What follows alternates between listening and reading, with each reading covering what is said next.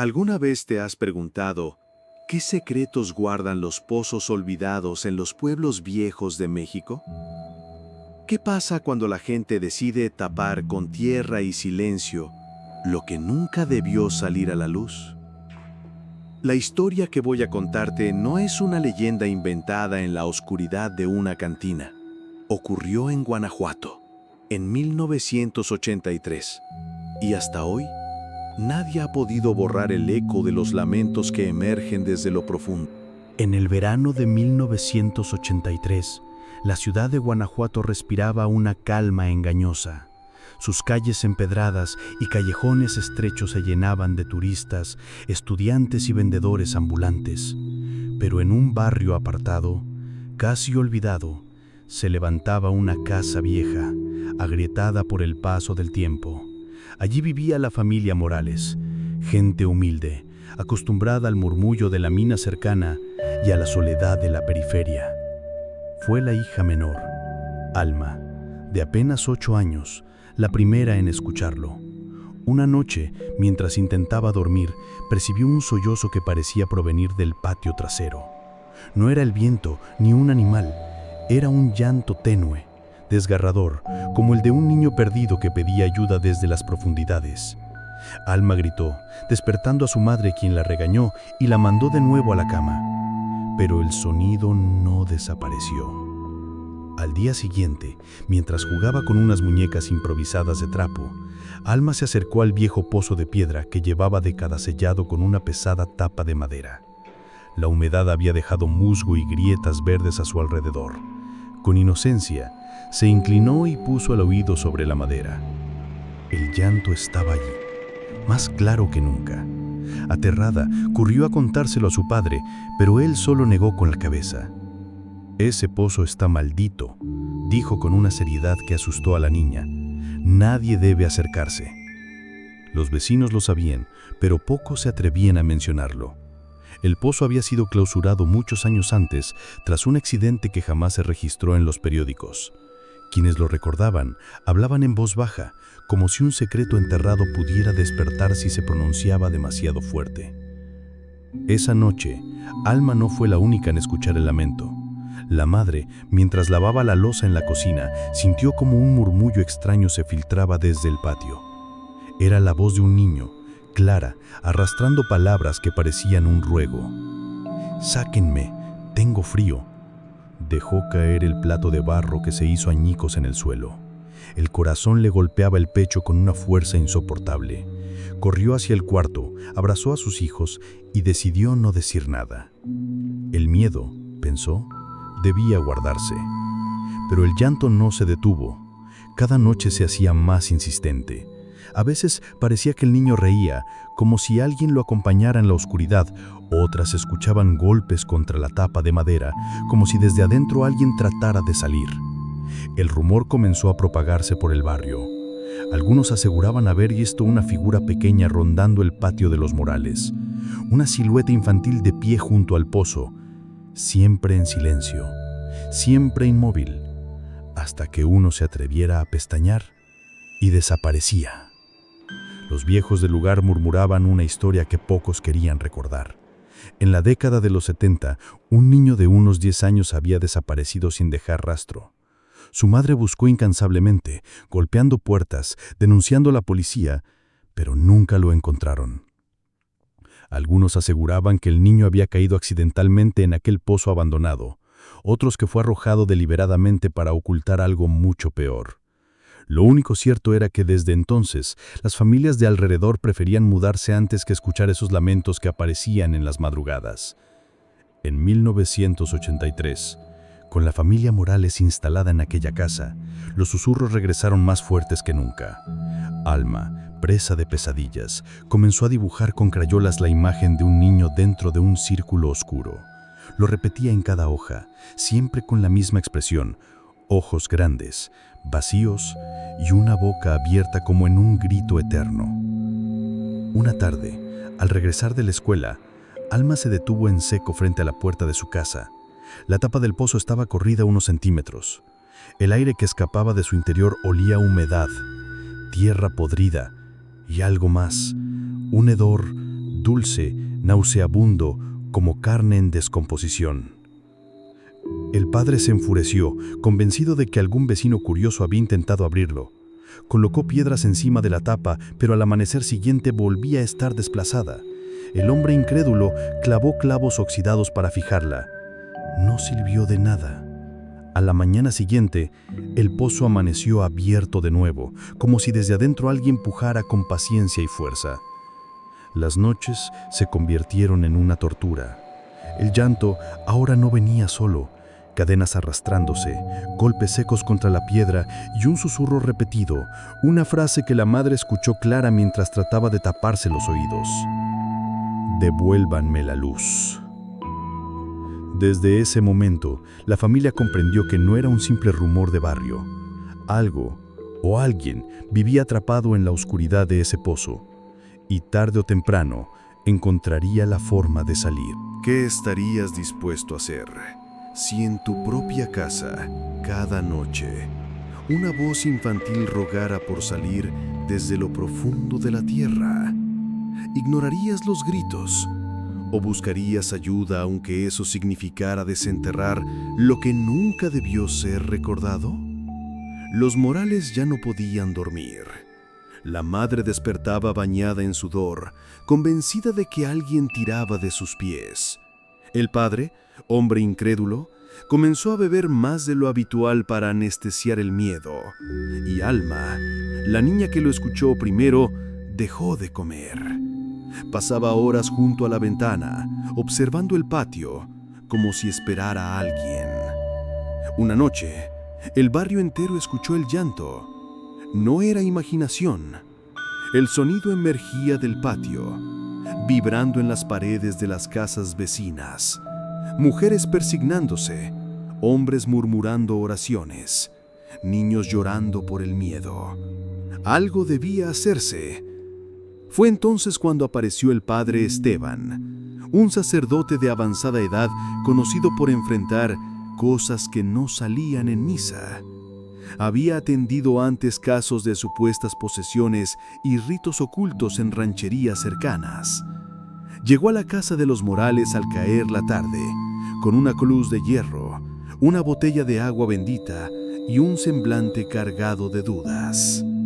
«Los pozos», dijo al ver la boca oscura cubierta de madera, «son puertas, a veces hacia lo que está debajo de la tierra, otras hacia lo que nunca debió salir de ella». Los vecinos se reunieron alrededor. El sacerdote comenzó una oración rociando agua bendita sobre la tapa. Por un momento, el silencio se impuso. Parecía que todo había terminado. Pero justo cuando el padre Esteban levantó la cruz, un golpe seco retumbó desde el interior, como un puñetazo brutal contra la piedra. Las mujeres gritaron. Algunos hombres corrieron hacia la calle, y Alma, con los ojos vidriosos, susurró algo que heló la sangre de todos. «Él no quiere agua, quiere que lo escuchen». El sacerdote palideció. Miró al padre de familia y le pidió que retiraran a la niña, pero Alma no se movía. Estaba clavada al suelo, como si alguien invisible la sujetara. Entonces, el padre Esteban decidió un acto desesperado: recitar un exorcismo menor. Su voz retumbó en el patio, firme luchando contra el aire pesado que comenzaba a oler a tierra mojada y sangre rancia. Las oraciones parecían tener efecto, hasta que una risa infantil brotó desde lo hondo, un eco distorsionado que no pertenecía a ningún niño vivo. La tapa del pozo tembló. Los clavos oxidados comenzaron a salirse, uno por uno, como si fueran expulsados por dentro. Los vecinos, aterrados, sujetaban la cruz del sacerdote para que no cayera de sus manos. Y entonces ocurrió algo aún más extraño. El llanto cesó. Un silencio sepulcral invadió el barrio. Nadie se atrevía a moverse. El sacerdote, exhausto, terminó la oración y exigió que taparan el pozo con tierra y cemento de inmediato. «Si no se cierra esta puerta, no serán solo lamentos lo que saldrá de ahí», advirtió con la voz quebrada. Los hombres del vecindario obedecieron esa misma madrugada. Mezclaron cemento y sellaron el pozo bajo la luz de velas en completo silencio, como si temieran despertar a lo que estaba adentro. Al terminar, hicieron un pacto: jamás hablar de lo ocurrido, jamás contarle a nadie lo que escucharon. Pero el silencio nunca fue completo, porque días después, Alma volvió a dibujar. Ya no era un niño en un círculo oscuro. Ahora eran varias siluetas, pequeñas y delgadas, todas con la boca abierta, todas extendiendo las manos hacia arriba, como si desde el fondo del pozo suplicaran ser rescatadas. Y cada noche, aunque el pozo estaba enterrado bajo cemento, el aire del patio seguía oliendo a tierra podrida. ¿Qué pasa cuando un secreto se tapa con cemento pero sigue latiendo bajo la tierra? ¿Cuánto tiempo puede resistir el silencio de los vivos frente al llanto de los muertos? Durante semanas el barrio fingió normalidad. Los vecinos regresaron a sus rutinas, aunque evitaban mirar hacia la casa de los Morales. El padre Esteban se marchó sin despedirse, prometiendo nunca volver. Y la familia intentaba, con esfuerzo, convencerse de que todo había acabado. Pero no fue así. El llanto no volvió a escucharse, es cierto. Sin embargo, a cambio llegaron los sueños. Los vecinos comenzaron a tener pesadillas idénticas. Un niño con el rostro cubierto de tierra extendía la mano desde un agujero. Algunos despertaban con marcas de tierra bajo las uñas, como si hubieran cavado dormidos. Otros juraban oler a humedad en sus sábanas. El que más sufrió fue don Ramiro, un albañil que ayudó a sellar el pozo. Cada madrugada soñaba con el mismo instante, él sosteniendo la pala y unos pequeños dedos huesudos que se enredaban en la herramienta tratando de detenerla. Al despertar, sentía la pala fría bajo su cama, aunque juraba haberla dejado en el patio. El tormento fue insoportable. Una noche, harto de escuchar el eco de aquel llanto en su cabeza, decidió romper el pacto.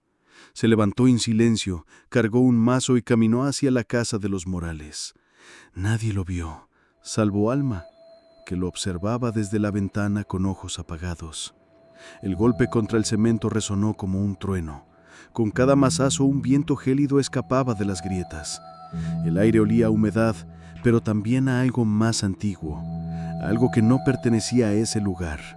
Ramiro golpeó una y otra vez, hasta que el sudor le nubló la vista. Finalmente el cemento cedió. El silencio fue absoluto. Ni un insecto, ni un perro ladrando. Solo el crujido de la tapa de madera que, milagrosamente, seguía ahí debajo, desgastada y cubierta de polvo. Ramiro la empujó con ambas manos. El hedor que emergió fue insoportable. Carne podrida, moho y sangre seca. Se tapó la boca con el antebrazo y, temblando, se asomó. No había agua en el fondo. El pozo estaba seco, pero lo que vio lo congeló. Pequeñas figuras encogidas, como cuerpos infantiles descompuestos y ennegrecidos por el tiempo, amontonados unos sobre otros. Sus ojos vacíos parecían brillar en la oscuridad. Ramiro gritó, pero el grito se ahogó en su garganta. Una de las figuras movió el brazo, primero lento, luego con fuerza. Otro cuerpo giró la cabeza hacia arriba, mostrando una boca abierta que no debía tener sonido, pero que dejó escapar un susurro claro. «No nos tapen otra vez». Ramiro tropezó hacia atrás, cayendo sobre la tierra húmeda.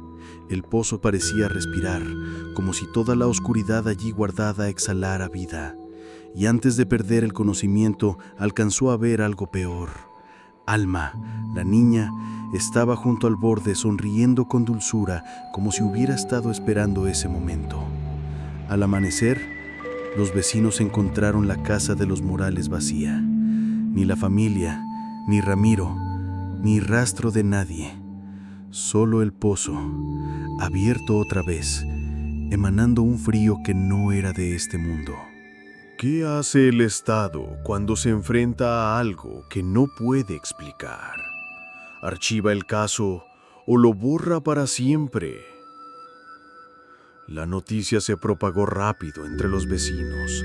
La familia Morales había desaparecido. Los más valientes fueron a denunciarlo, pero en la comandancia la respuesta fue tan fría como inquietante. No existía registro oficial de que esa familia hubiera habitado en la casa. No había contratos de renta, ni papeles, ni nombres en la lista de servicios, como si nunca hubieran existido.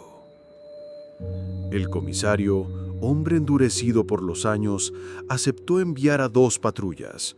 Llegaron al amanecer cuando el sol apenas bañaba los tejados. El pozo seguía abierto. El aire que emergía era tan pesado que los oficiales se cubrieron la nariz con pañuelos. Uno de ellos, incrédulo, bajó una lámpara amarrada con cuerda. La luz apenas penetró unos metros antes de apagarse, tragada por la negrura. «No hay agua», dijo con nerviosismo. «Es un hoyo seco». El comisario no estaba convencido. Ordenó buscar en la casa. En el cuarto de Alma hallaron algo que les heló la sangre. Las paredes estaban cubiertas con dibujos de niños atrapados, manos extendidas, bocas abiertas en un grito eterno.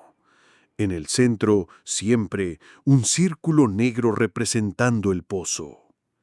El ambiente se volvió insoportable. Uno de los policías, el más joven, juró escuchar risas infantiles detrás de las paredes. Otro comenzó a temblar y a vomitar sin control. El comisario ordenó cerrar el lugar y no volver. Sin embargo, la burocracia exigía un reporte. Esa misma noche, el documento desapareció de la oficina. Alguien lo arrancó de los archivos. El comisario, que había guardado una copia personal, recibió la visita de 2 hombres trajeados enviados desde la capital. Se presentaron como inspectores de minas, aunque ninguno llevaba credenciales. Le advirtieron en voz baja: «Olvide lo que vio, no hay nada que investigar. Si insiste, el pozo no será lo único enterrado». Esa fue la última vez que el comisario habló del tema. Poco después, pidió traslado. Mientras tanto, el barrio se desmoronaba. Las casas alrededor quedaron vacías una por una. Los vecinos se marchaban sin despedirse, dejando puertas abiertas, como si huyeran de algo invisible. El pozo, solitario en el patio, quedó cubierto de maleza, pero jamás volvió a sellarse. Los pocos que aún pasaban por ahí decían escuchar el tintinear de cadenas en la madrugada, como si alguien las arrastrara en el fondo. Otros juraban ver manos diminutas trepando por las paredes de piedra para desaparecer antes de alcanzar la superficie. Y lo más perturbador, algunos niños en la zona empezaron a tener sueños idénticos. Veían a Alma parada junto al pozo, con una sonrisa suave, repitiendo siempre la misma frase: «Ya no estoy sola». ¿Qué impulsa a alguien a remover la tierra del olvido? ¿El hambre de verdad? ¿O el deseo de desafiar lo prohibido? En 1985, 2 años después de la desaparición de la familia Morales, Guanajuato hervía de rumores. Los jóvenes universitarios, fascinados por el misterio, comenzaron a reunirse en cafeterías y bares para hablar del pozo maldito. La mayoría lo tomaba como una leyenda urbana, pero un pequeño grupo de estudiantes de historia decidió investigar. Eran 5: Julián, obsesionado con archivos olvidados; Marcela, valiente hasta la imprudencia; Ernesto, incrédulo y burlón; Laura, sensible a lo sobrenatural; y Rodrigo, el que grababa todo con una vieja grabadora portátil. Su primera parada fue el archivo municipal. Pasaron horas hurgando entre expedientes amarillentos, pero nada. No había registro de la familia Morales, tampoco del supuesto accidente en los años 70. Los documentos parecían mutilados, arrancados deliberadamente. Sin embargo, Julián encontró un detalle inquietante: una lista de nacimientos de 1973 con un nombre tachado en tinta negra. No se leía completo, pero alcanzaron a distinguirlo. Al Morales. El grupo decidió visitar la casa abandonada. La maleza había devorado el patio. Las paredes estaban húmedas y cubiertas de moho. Al entrar, un olor a encierro y polvo les revolvió el estómago. En el cuarto de Alma todavía permanecían los dibujos en las paredes, aunque desgastados. Marcela, con una linterna, descubrió algo nuevo. Bajo la pintura descascarada, alguien había escrito con carboncillo una frase repetida una y otra vez. Todos caímos, nadie salió. El pozo seguía abierto. Una brisa helada subía desde sus entrañas, aunque era pleno verano. Rodrigo colocó la grabadora cerca del borde, esperando registrar sonidos. Ernesto, siempre incrédulo, lanzó una piedra. Contaron los segundos, pero nunca escucharon el golpe contra el fondo. De pronto, la grabadora comenzó a captar un ruido bajo, irregular. No eran ecos, no eran animales. Era un murmullo de voces superpuestas, decenas, quizá más, todas infantiles. Un coro desordenado que repetía palabras inteligibles. Laura se llevó las manos a los oídos aterrada. Marcela, en cambio, sostuvo la linterna con firmeza, como desafiando la oscuridad. «Hay que bajar», dijo Julián con la voz quebrada, entre miedo y obsesión. Los demás lo miraron horrorizados, pero él estaba convencido.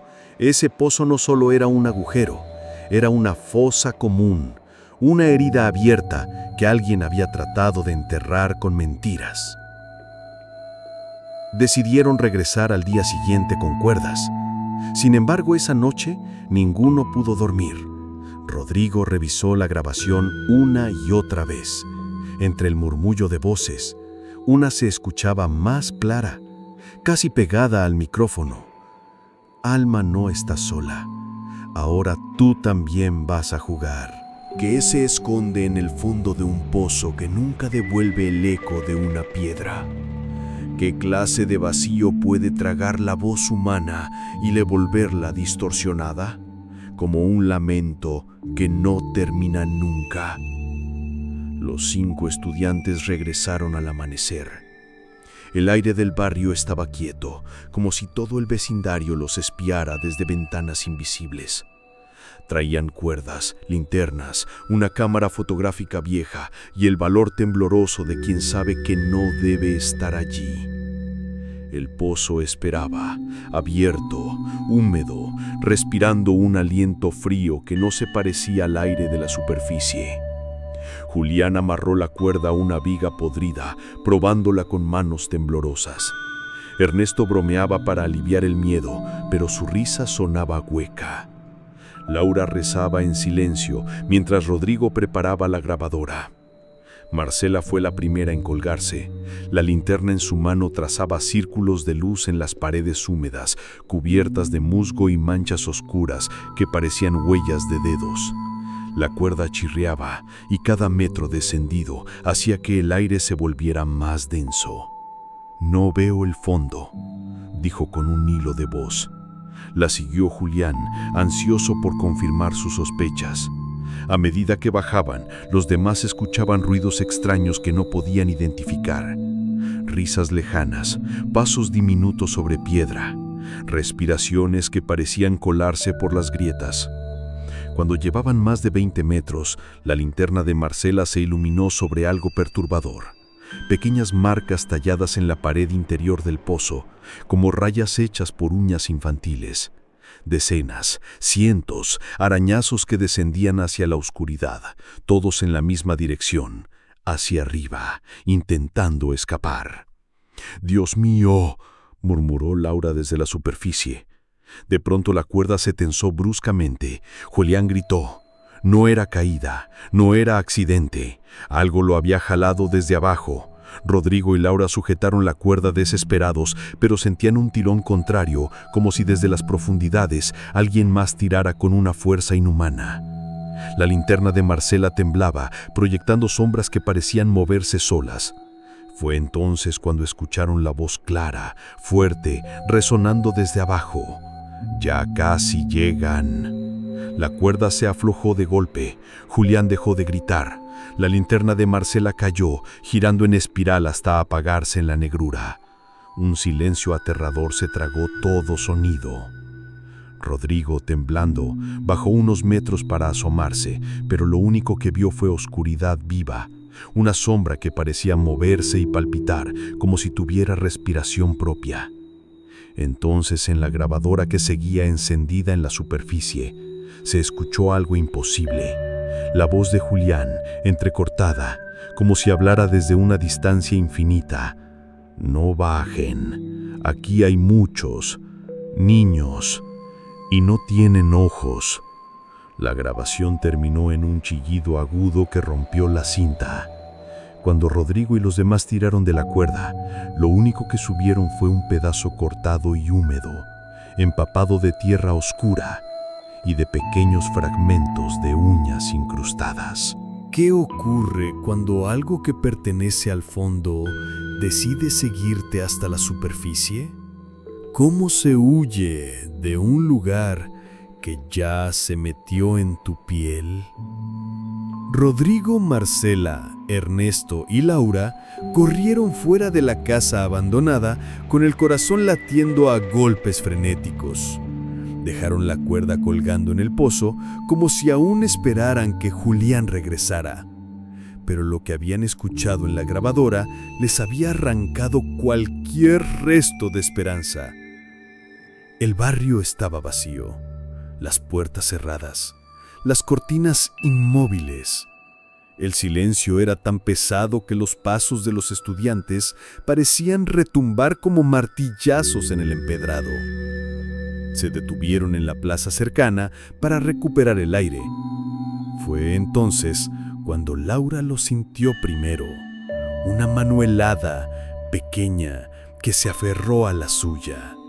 Gritó, apartándola, pero no había nadie allí. Solo una marca húmeda en su palma, como si hubiera tocado tierra empapada. Ernesto intentó reírse, pero la risa se quebró cuando vio algo moverse en los techos. Siluetas diminutas, rápidas, que se deslizaban de un extremo a otro como si jugaran a perseguirse. «Son niños», susurró con la voz rota. «Niños, pero no están vivos». Marcela levantó la linterna. El haz de luz alcanzó a iluminar fugazmente un rostro infantil asomado en la esquina de una azotea. Ojos vacíos, boca abierta en una sonrisa antinatural. El destello fue suficiente. La figura se deshizo en polvo negro y desapareció. Regresaron al campus esa misma noche, convencidos de que, una vez lejos del barrio, todo terminaría. Pero estaban equivocados. En el dormitorio, Rodrigo revisó la grabadora rota. La cinta estaba chamuscada, como si hubiera ardido desde dentro. Sin embargo, cuando colocó un cassette nuevo, la grabadora se encendió sola y comenzó a reproducir un susurro que no podía ser en vivo. «Ya están arriba y tienen hambre». Las luces del cuarto parpadearon. Los libros se cayeron de los estantes. Laura gritó el bre reflejada en el vidrio de la ventana a Julián, pálido, con tierra en el cabello, sus labios moviéndose en un grito mudo. Cuando voltearon, no había nadie afuera. Esa noche ninguno durmió. Ernesto se encerró en el baño, jurando escuchar pasos pequeños detrás de la puerta. Marcela vomitó barro negro hasta casi desmayarse. Y Rodrigo, al despertar en la madrugada, encontró en su cama huellas diminutas de pies húmedos, marcadas hasta el borde de la puerta. El pozo había quedado atrás, sí, pero ya no era necesario volver a él, porque lo que estaba adentro ahora caminaba libre.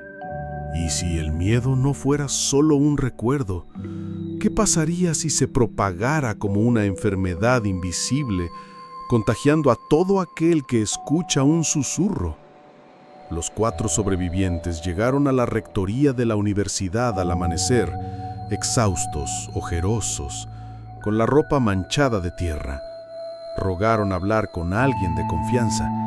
Fueron recibidos por el profesor Beltrán, un historiador que solía escuchar las obsesiones de sus alumnos con una paciencia paternal. Pero a medida que le contaban lo sucedido, el rostro del profesor se ensombreció. Cuando mencionaron el nombre de Alma y el pozo, él se puso de pie y cerró las persianas de golpe. «Eso no se toca», dijo con un hilo de voz. «No saben lo que desenterraron. Ese barrio está marcado desde antes de que ustedes nacieran». Los estudiantes insistieron. Querían pruebas, respuestas. Beltrán, resignado, abrió un cajón y sacó un expediente oculto bajo periódicos viejos. Eran recortes amarillentos, notas nunca publicadas oficialmente, desapariciones de niños en la década de los 70s, todas en el mismo sector de Guanajuato. Ningún caso resuelto, ningún cuerpo recuperado, solo rumores de un pozo en el que se escuchaban las voces de los que ya no estaban.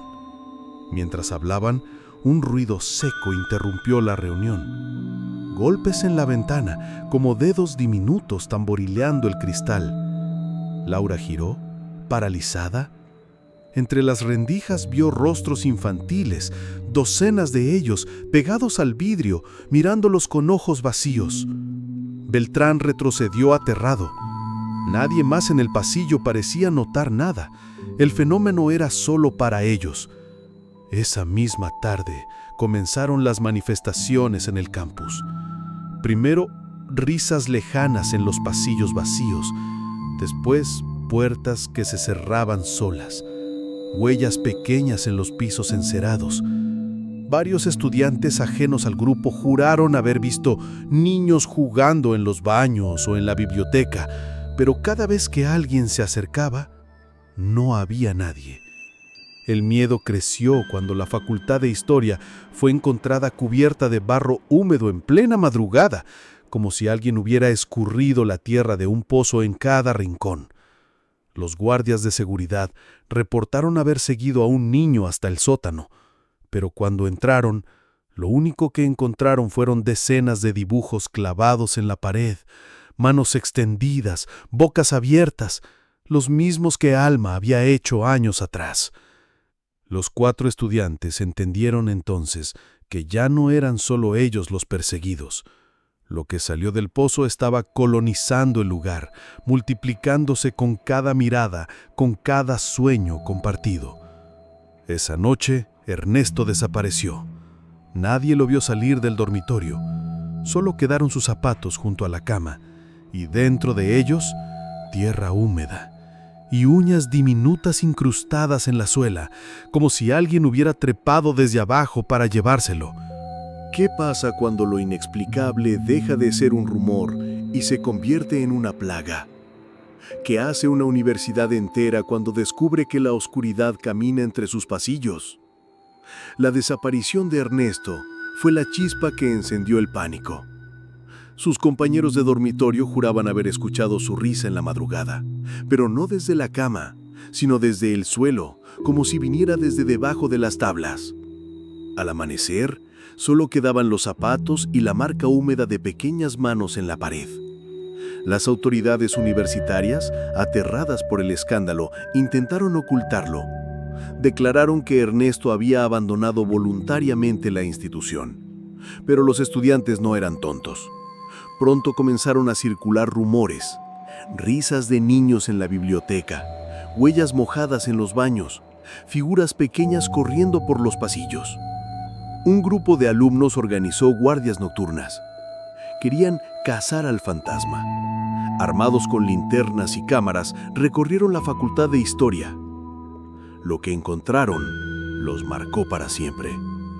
En el sótano, las paredes estaban cubiertas de barro fresco En el suelo, montones de crayones de colores rotos como los que usaba Alma. Y al fondo, en la pared más húmeda, un agujero abierto en la mampostería, como si el pozo hubiera encontrado la forma de crecer dentro del campus. Las guardias no duraron mucho. Aquella misma noche, 3 estudiantes salieron corriendo despavoridos, jurando que una docena de manos infantiles los había sujetado de los tobillos cuando intentaron cerrar la puerta del sótano. Ante el caos, el rectorado tomó una decisión desesperada: sellar la facultad. Trajeron albañiles de madrugada, ordenaron tapiar el sótano y bloquear accesos. Nadie debía entrar, nadie debía hablar del tema. Pero el silencio no sirvió de nada. A los pocos días los lamentos comenzaron a escucharse desde las paredes de otros edificios. Llantos suaves en los dormitorios, murmullos en los laboratorios, carcajadas en los pasillos vacíos. Y los más sensibles aseguraban que no eran solo voces de niños. Había otras más graves, más viejas, mezcladas entre el coro, como si los pequeños no estuvieran solos allá abajo. Rodrigo, Marcela y Laura comprendieron entonces lo inevitable. El pozo ya no estaba en un solo lugar. El pozo era una herida abierta y se estaba extendiendo. ¿Puede la fe cerrar una herida que no pertenece al cielo ni al infierno? ¿Qué pasa cuando lo que se intenta expulsar ya no está dentro de un cuerpo, sino dentro de un lugar entero? El rectorado, presionado por el caos que crecía cada día, decidió recurrir a lo único que parecía tener sentido: llamar de nuevo a la iglesia. Esta vez no al viejo padre Esteban, que había desaparecido misteriosamente después del primer intento en el barrio, sino a un sacerdote joven, el padre Ignacio, especialista en rituales de liberación. Llegó una tarde nublada, con un maletín lleno de Biblias, crucifijos y agua bendita. Su seguridad contrastaba con el terror de los estudiantes. Apenas cruzó el campus, sintió el aire denso, pesado, cargado de un frío que no correspondía a la estación. Lo llevaron directamente al sótano tapiado de la Facultad de Historia. El sacerdote colocó su mano sobre el muro recién sellado y cerró los ojos. Un segundo después, retrocedió pálido, como si hubiera tocado fuego. «Aquí no hay un demonio», dijo con voz grave. «Aquí hay muchos, y no piden salir, piden que alguien entre». Los trabajos comenzaron de inmediato. El padre Ignacio recitaba oraciones, rociaba agua bendita y trazaba cruces en las paredes. Cada palabra retumbaba como si el edificio mismo respirara. Al principio, el silencio parecía responder, pero pronto llegó lo peor. Las paredes comenzaron a sudar barro negro. El agua bendita se evaporaba antes de tocar el suelo, como si algo la rechazara. Y de repente, la voz de un niño resonó clara, sin eco, justo detrás del muro. «Padre, tengo frío». Ignacio, con la cruz en alto, alzó la voz. «En el nombre de Cristo, renuncien a este lugar». El muro explotó en un chorro de tierra húmeda y helada. Una ráfaga barrió el sótano, apagando velas y linternas. El coro de voces infantiles llenó el aire, pero esta vez no eran lamentos, eran carcajadas. Risas desordenadas, cortantes, como de niños jugando en un recreo de pesadilla. Marcela cayó de rodillas, cubriéndose los oídos. Rodrigo grababa con desesperación, aunque la cinta solo devolvía chillidos distorsionados. Laura, entre sollozos, señalaba algo que emergía de las grietas, pequeñas manos de barro, alargadas, que se retorcían buscando carne. El padre Ignacio avanzó hacia el agujero, levantando la cruz, pero entonces lo vieron congelarse. Una silueta infantil se formaba frente a él, hecha de tierra húmeda, con ojos huecos brillando desde dentro, y detrás de esa figura, decenas más, apiladas como en una multitud subterránea, todas con la boca abierta en un grito mudo. La voz de Alma surgió de entre ellas, tan clara como en 1983. «Padre, quiere jugar con nosotros». La cruz se partió en dos. Ignacio gritó y cayó al suelo, arrastrado hacia la grieta por manos diminutas que lo sujetaban por los tobillos. Los estudiantes tiraron de él con desesperación, pero lo último que vieron fue su rostro hundiéndose en la tierra húmeda, como tragado por arenas vivas. El agujero se cerró de golpe. El silencio volvió, pero en el aire flotaba un olor insoportable, no a tierra, sino a carne recién quemada. ¿Qué pasa cuando un secreto enterrado ya no puede contenerse?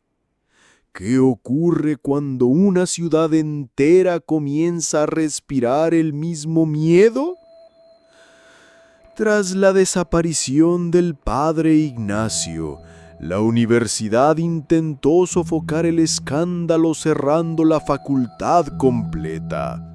Comunicados oficiales hablaban de daños estructurales, pero los estudiantes sabían la verdad. El campus estaba infestado. Rodrigo, Marcela y Laura huyeron de ahí con la esperanza de que, lejos de los muros, todo terminaría. Pero pronto descubrieron que lo que había salido del pozo ya no estaba atado a un sitio, estaba libre. Las primeras señales aparecieron en el centro de Guanajuato. Turistas confundidos denunciaban escuchar risas de niños en los túneles subterráneos.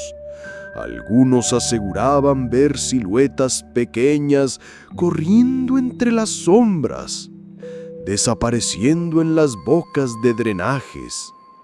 Los comerciantes cerraban antes del anochecer, murmurando que los del pozo ahora caminaban entre ellos.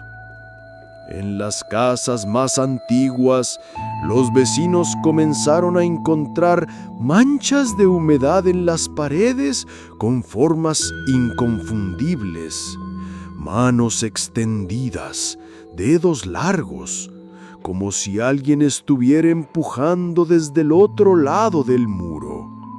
En barrios enteros, los perros se negaban a acercarse a los viejos pozos de agua, ladrando con el pelo erizado, huyendo despavoridos. Marcela fue testigo de algo que la dejó marcada. Caminaba de noche por un callejón estrecho cuando escuchó un llanto suave. Se detuvo. Frente a ella, sentada sobre las piedras, estaba una niña descalza, cubierta de tierra, con los ojos hundidos en la oscuridad. Marcela intentó acercarse, pero la niña sonrió mostrando dientes ennegrecidos y se deshizo en polvo húmedo que el viento arrastró hacia la boca de una alcantarilla. Mientras tanto, en la universidad, el archivo histórico fue saqueado. Documentos sobre desapariciones en Guanajuato fueron arrancados, quemados, tachados. Alguien o algo quería borrar los rastros como ya había ocurrido en 1983. Pero Julián, el desaparecido, aún aparecía en la grabadora de Rodrigo con frases nuevas, cada vez más perturbadoras. No busquen más. Ellos ya están en todas partes. La ciudad entró en pánico. Algunas calles quedaron desiertas. Las autoridades locales, incapaces de controlar los rumores, culparon a la histeria colectiva. Pero en los barrios más antiguos se sabía la verdad. El pozo no era solo un agujero, era una herida abierta que estaba infectando toda Guanajuato. Y lo peor era que cada noche los lamentos ya no sonaban solo en un patio olvidado, sino en distintos puntos de la ciudad, como si hubiera pozos invisibles bajo cada casa, bajo cada calle, esperando abrirse. ¿Qué hace un gobierno cuando la realidad se desmorona frente a sus ojos? ¿Lo admite o entierra la verdad más hondo que nunca? A mediados de 1986, el miedo en Guanajuato se volvió insoportable.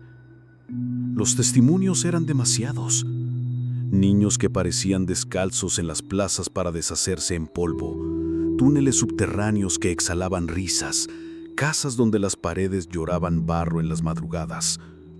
La prensa local comenzó a filtrar notas, pero eran retiradas en cuestión de horas.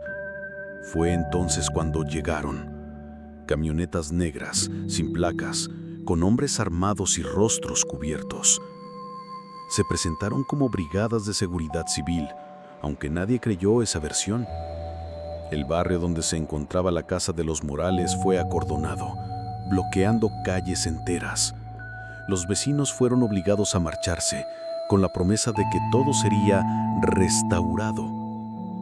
Rodrigo, Marcela y Laura, que aún no habían abandonado la ciudad, presenciaron lo imposible.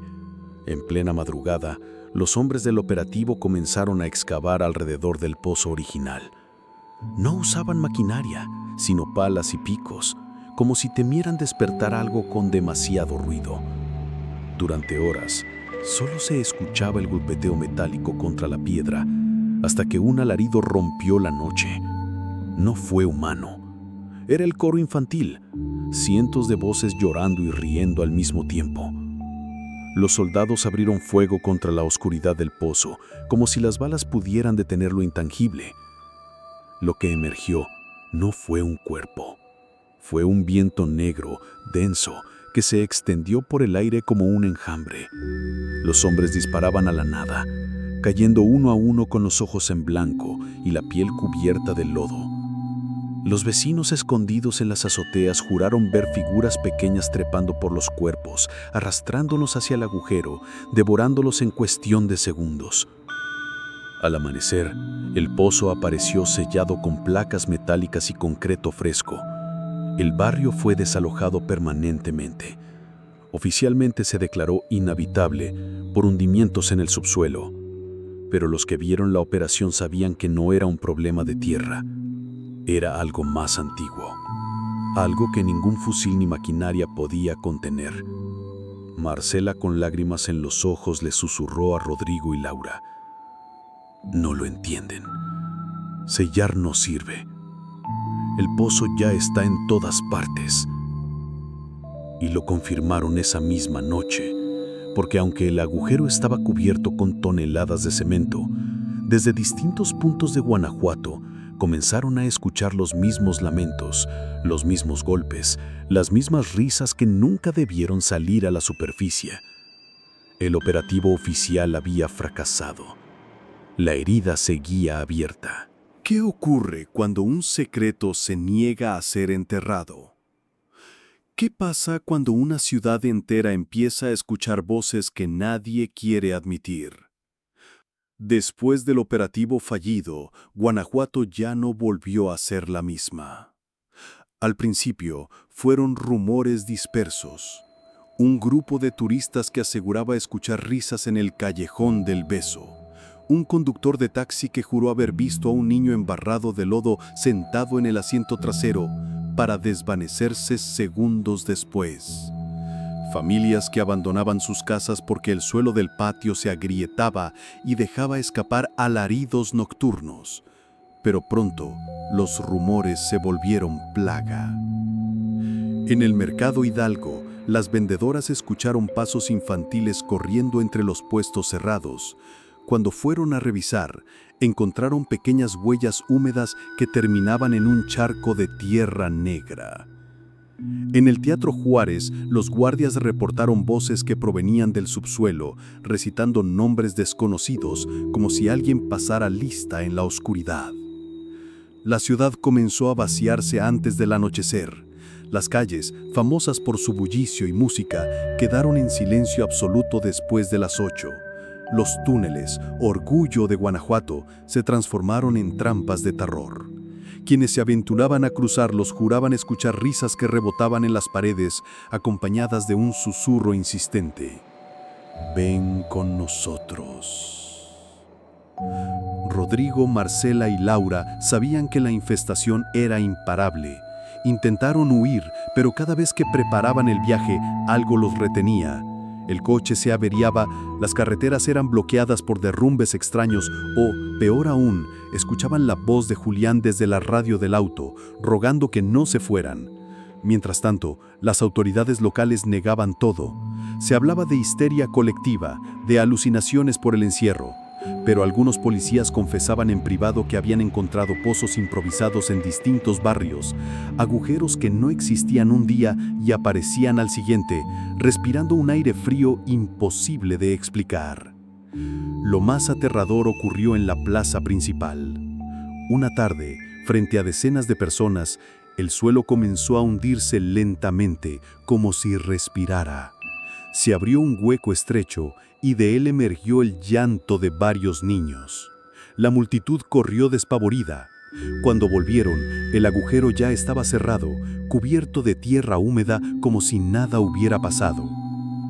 La ciudad entera comprendió entonces lo inevitable. Guanajuato estaba convertida en un pozo. Y entre las paredes, las calles y los túneles, la voz de Alma regresaba cada noche, repitiendo siempre lo mismo. Ahora todos juegan conmigo. ¿Qué harías si descubrieras que no hay salida? Que el camino que tomas para escapar solo te conduce de nuevo al mismo horror. Rodrigo, Marcela y Laura estaban al límite. Tras semanas de persecución invisible, decidieron abandonar Guanajuato de cualquier forma. Cargaron lo poco que tenían en un viejo automóvil y emprendieron camino al amanecer, convencidos de que, una vez lejos, la pesadilla terminaría. La carretera hacia León estaba desierta. El motor rugía con dificultad, pero avanzaba. Durante horas ninguno habló. La tensión era tan densa que hasta el aire dentro del coche parecía podrido. Fue Marcela la primera en notar lo extraño. Las señales de tránsito estaban cubiertas de barro. Algunas tenían huellas diminutas marcadas en el metal como dedos embarrados. Rodrigo aceleró, decidido a no detenerse, pero entonces ocurrió. Al mirar por el retrovisor, vio un detalle imposible. Detrás de ellos, en medio del asfalto, había un pozo abierto. No una grieta, no un bache. Un pozo de piedra, húmedo, respirando. Y más atrás otro y otro más, como si la carretera se poblara de bocas negras que lo seguían. Laura gritó al ver figuras infantiles corriendo entre los matorrales, siempre paralelas al coche, siempre sonriendo. Algunos golpeaban las ventanas con pequeñas manos ensangrentadas, pero al girar la cabeza, no había nadie allí. Horas después, agotados y aterrados, llegaron a lo que parecía un retén. Policías armados les ordenaron detenerse. Rodrigo, casi llorando, les rogó ayuda. Uno de los oficiales se inclinó hacia la ventana. Su rostro estaba cubierto de tierra húmeda, y cuando abrió la boca, no salió voz humana, sino la risa de Julián. Rodrigo pisó el acelerador, rompiendo la barricada. Atrás quedaron los hombres de barro deshaciéndose en polvo. Pero la peor revelación llegó al atardecer. El auto, sin gasolina, se detuvo frente a un cartel oxidado. Decía: «Bienvenidos a Guanajuato». Habían conducido en círculos. No importaba qué camino tomaran, siempre regresaban al mismo punto. Esa noche, en una posada abandonada donde buscaron refugio, escucharon voces de niños en cada habitación. Laura, temblando, lo comprendió. No estamos huyendo de la ciudad. La ciudad es el pozo y nosotros estamos dentro de él. Alma apareció en el pasillo, descalza, cubierta de tierra y sonriendo con dulzura. Se inclinó hacia ellos y susurró: ya casi termina el juego. ¿Qué pasa cuando el horror deja de ser un lugar y se convierte en un destino? ¿Qué ocurre cuando el pozo ya no es piedra y tierra, sino memoria viva que nadie puede borrar? La última noche de los sobrevivientes comenzó en silencio. Rodrigo, Marcela y Laura estaban acurrucados en el cuarto polvoriento de la posada abandonada. El aire era tan frío que parecía invierno, aunque afuera el verano ardía. Nadie se atrevía a dormir. Sabían que, al cerrar los ojos, los niños vendrían. Y vinieron. Primero como pasos diminutos en el pasillo, arrastrando barro fresco sobre la madera. Luego, risas que se acercaban y se alejaban como un juego de escondidas. Cuando la puerta se abrió sola, ellos ya no tenían fuerzas para gritar. Decenas de niños entraron.